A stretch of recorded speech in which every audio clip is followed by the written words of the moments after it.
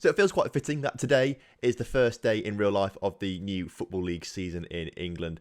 And of course, it's the new season today in the Real Deal. Before we get started though, I do need to say thank you to Matthew Hood, the latest member of the Patreon. And if you'd like to get involved with the Patreon, then make sure you check out the link in the description below.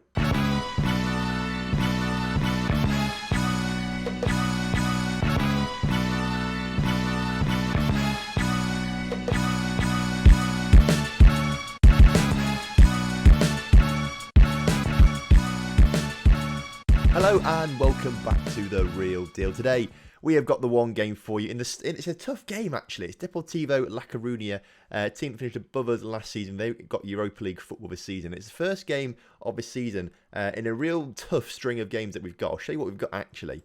These first few games. We've got Deportivo up first today, but then we've got Villarreal, Real Madrid, Tenerife, Seville, Betis, Barcelona, and then it gets a little bit easier with Granada and Eibar, but then back to Valencia, Malaga, Atletico Madrid. It's a real tough start to the season, and this could be a bad season for us if we don't get underway pretty decently, so I'm kind of worried. Hopefully, though, the quality of signings that we've made are going to put your mind at ease as we take you through those in just a moment. First of all, though, I'm glad that yesterday's episode, the pre-season one with the youth kids, went down really well. Everyone seemed to enjoy that. Everyone was quite excited by that. So I'm glad you enjoyed it. We'll focus a bit more on youth as well. Obviously, the whole point of this is to have a full team of regens in the future. But I will focus a bit more on youth because you guys seem to enjoy that so much yesterday. Right, into the transfers then. And there's been a lot of business, a lot of players leaving the club. So we'll take you through the outs first because I think that's probably more important. And we'll talk about things in a little bit of order. You can see a few big names have left the club. George has left the club to Villarreal. He said at the end of last season that he was going to go because he played so poorly in the last few games.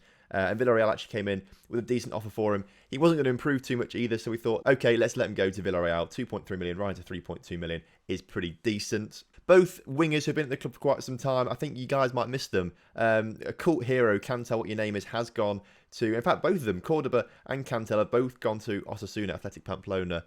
They've both gone there for 1.3 and £775,000 respectively. Neither of them really got much game time last season with Adzic and Rolheiser coming into the side. There's some signings as well on the wings as well. It just means they're going to be pushed out even further. So we decided to let them go, and actually, hopefully they'll continue their partnership that they had here at Osasuna. Katic, Hackman, Juan Carlos is a big name to leave the club as well, to go to Barcelona for £75,000 per week. I wanted to see how much he's on per week. He's actually on the same amount of wage here, but he's at I don't understand why Barcelona had bought him, but they must have method to their madness. We've got a couple of players going out on loan as well from the first team. Victor Pastrana out on loan again.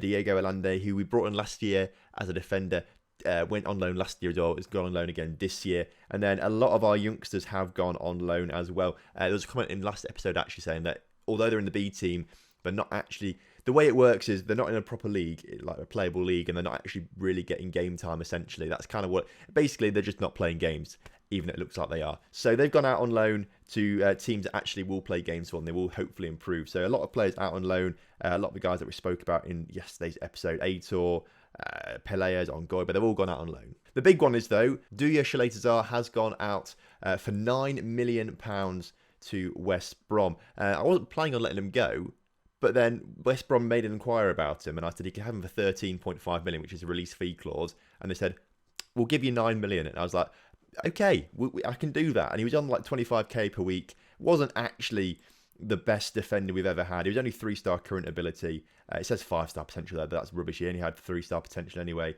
So we've sold him for basically double what we bought him for. He didn't have an incredible season last year. And actually last season we finished on less points than we did the season before. So he probably wasn't that much of an advantage. So we let him go on the grounds that we could sign someone else, and we signed someone else for less money who is better as well. So we'll take you through that in a second. On to the inside then. Let's get a look at this. We already had deals arranged for these two, Trevor Chavala and Dominic Salonke, before the season finished. They joined right at the start of pre-season, which was good actually, good business. Trevor Chalobah comes in from Chelsea on a free, plays anywhere along that back line. It says 2.5-star current ability, 4-star potential. 22 years old, he will get better, he will get a bit of game time. It depends which coach you ask, some say 3, some say 2.5, but he will get game time, he will improve. He's on a pretty cheap deal as well, so I'm quite happy with how he's going to be performing. Played in League 1 last season, actually, which is interesting. We had been in the Championship for a few seasons. Has played pretty well, but I think here with Oviedo, he'll start to flourish over the next few seasons. Dominic Solanke also comes in from Liverpool as a striker. 3-star current ability, 4-star potential, but it was on a free transfer, so it was kind of worth getting him in, especially when he's got really good physical stats. Still young enough to be improving and things like that as well, and has got some good goal-scoring history in the past few seasons in the Championship. I think he can make that step up to this division. I think using the right system will do pretty well for him, so I look at these 19 goals, 8 goals there. I'm looking to that and I'm thinking he's one for the future. 5.5 million spent on Hans Osmanovic from Malmo.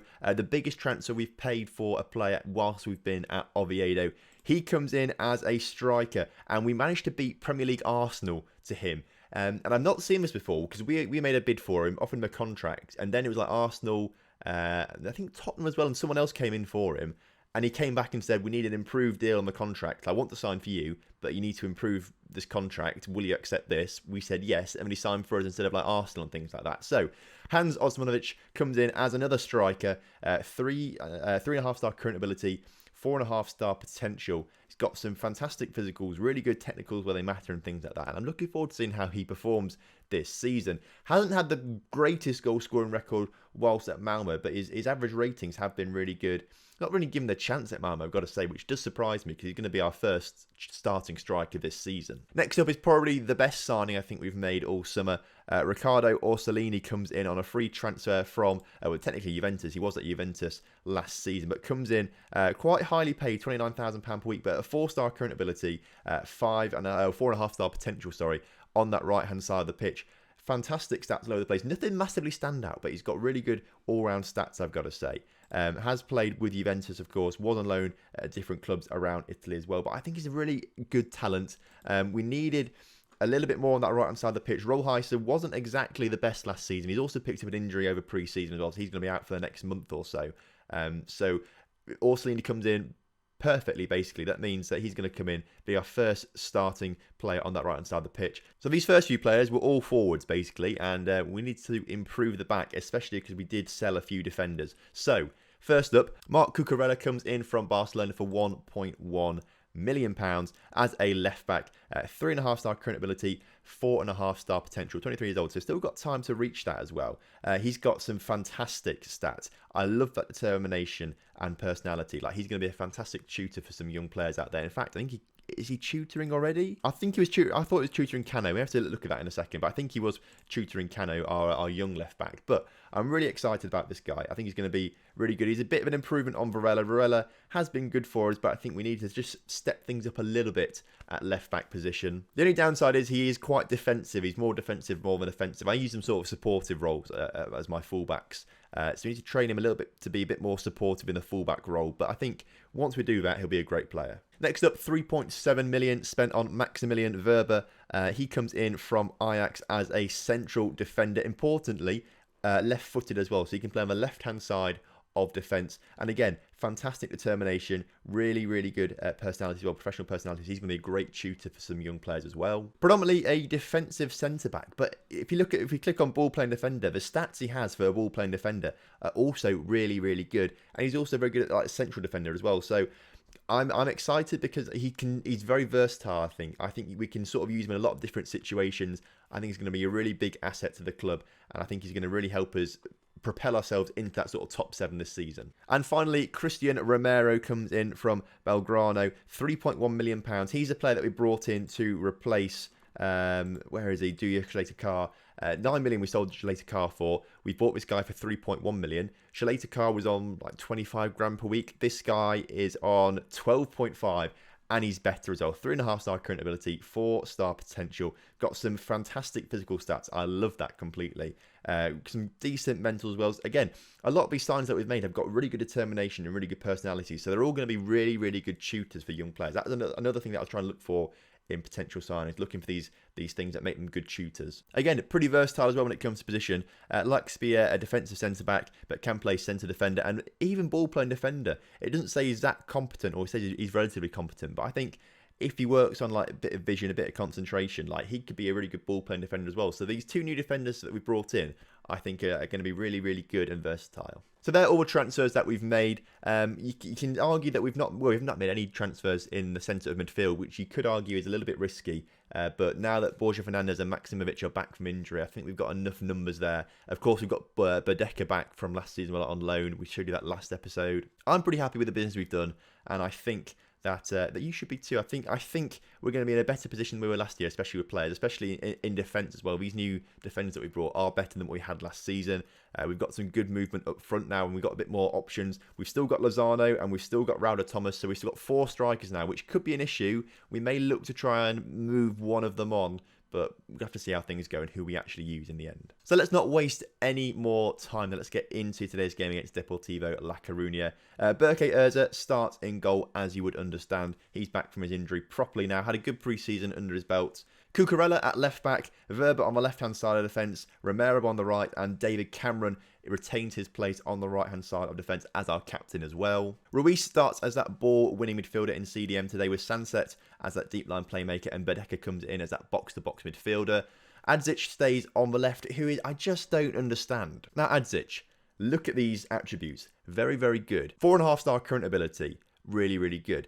Last season, 14 goals, 13 assists. However, he does not get picked for the Serbian national side. I said in the press, I get asked about it every now and again, should Adzic get picked for the team? I say yes. And then the manager comes in and says, I don't think we're watching the same player. He's got 14 goals from the wing in the best league in Europe. And I just don't understand why he's not getting picked. So I'm having a bit of beef with the Serbian manager right now, which probably doesn't help his cause that much, but it does annoy me. Orsolini makes his debut on the right-hand side as well, and Osmanovic starts up front for us today. I've also managed to somehow change everyone's numbers. I accidentally clicked, when we had to do numbers for team players, I accidentally clicked clear rather than auto, and then I clicked auto again, and it changed everyone. I couldn't what everyone was. So everyone's numbers changed, I'm afraid. So if you have learnt people's numbers, you have to learn again, I'm afraid. Right, kickoff is upon us then in this brand new season, and it is imperative that we get off to a good start today. As I mentioned before, we've got a really, really tough start this season in terms of fixtures. So a win today against Deportivo would go some way to helping us, basically. Because if we don't get off to a winning start, then I think we could get bogged down in some bad results, and it'll be a tough season for us, I think, if we don't start off well. I think it'll be tough to turn things around. So I'm desperate for things to go well right now as Deportivo come forward now.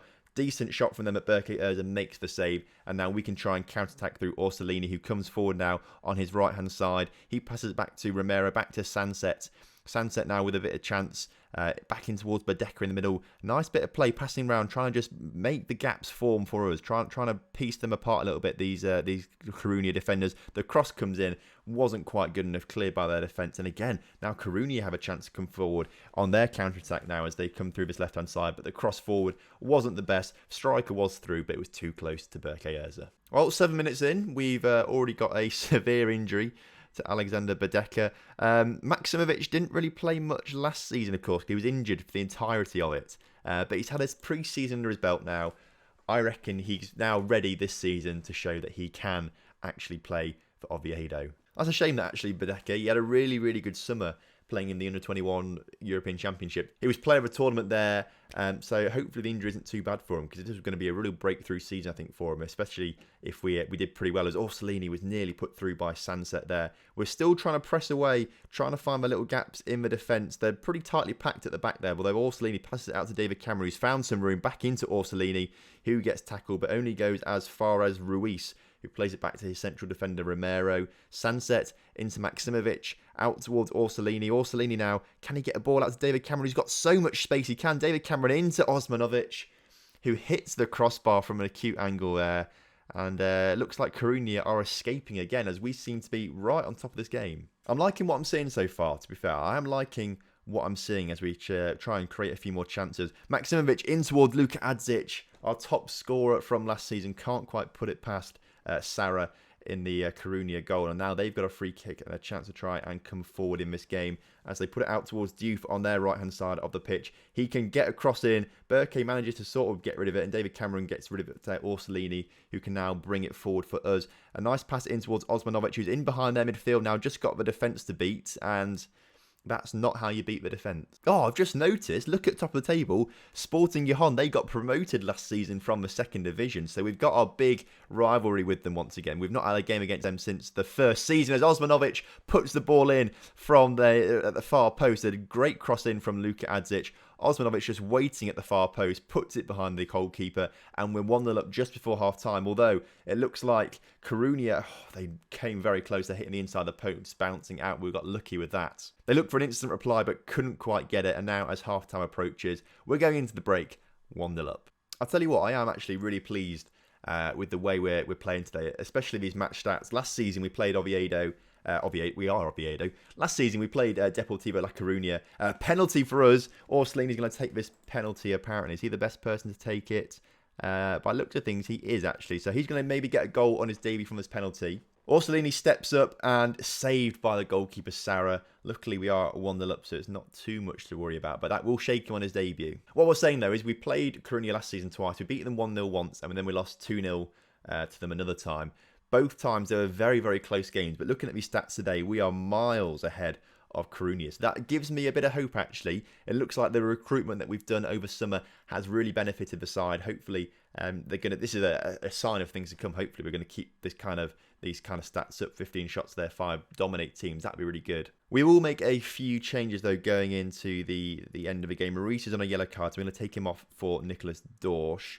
And I want to bring on Dominic or Leonardo Meza. Meza didn't actually get much game time over pre-season. I didn't do the games. My assistant did. So I'm a bit cross he didn't play Meza too much. Obviously, Adzic got all the games. He's on a yellow card as well, so I'm kind of tempted to take him off for Meza. But as we're only 1-0 up, I think it could be slightly risky. So I might bring Dominic Solanke on for Orsolini on that right-hand side. Although he's not that competent there, is he? He's not that competent. I reckon we bring him on for Osmanovic instead. Let's get him a little run out, Dominic Solanke. Hopefully he can grab a goal in his debut as well as Osmanovic looks to try and win a second goal. Orsolini now, his shot just wide of the mark. Pretty decent stuff there from that last little bit of highlights. I mean, it does annoy me how penalties seem to affect players quite a lot because Orsolini is now sitting on a... He's just said a second ago, sitting on a 6 as Maksimovic, finally, after a whole season of being injured, comes back and nearly scores his first goal. It was offside in the end for some reason. I think it may have hit someone along the way. Coruña's corner straight at Berke Erza. The game's on a knife edge right now, especially as this other corner comes in. Paulinho on the edge of the area, blocked, but only goes back as far as a corner taker. Cucurella manages to clear it, but only as far as the rebas. But Cucurella with another tackle, and now Adzic can launch a counter-attack. If he can get a ball over to Solanke or to Orsolini, who's waiting in the middle, Sanset's there. He gets on the end of the cross, and it's 2-0 now, and hopefully the game is beyond all doubt. Dorsch finds himself on the ball in the final few seconds of the game. I think we just need to just run the ball into the corner. And there it is. It is full time. Oviedo 2, Deportivo La Coruna 0. A fantastic start to the season. Off to winning ways. Passionately. Very pleased with the result and your performance out there. Excellent stuff. Badeka's out for 3 to 4 weeks with a physio. It's not too bad, then. It's not as bad as I thought it was going to be originally. He should be back for next episode, which will be pretty decent. Speaking of next episode, I think we need to do Barcelona and Granada. That makes sense to me to do that next episode. Barcelona sitting 20th after the first game of the season. They did play. They lost, I think, to Villarreal. So that'll be interesting if they have a poor season. Granada apparently currently second, which is interesting. So role reversal there. A role reversal with Barcelona and Granada. So a great opening day of the season. A great win. And hopefully it's a sign of things to come in these next few league games. So if you've enjoyed today's episode, make sure you do drop a like on the video, subscribe to the channel if you're new around here, and I will see you next time for some more Real Deal.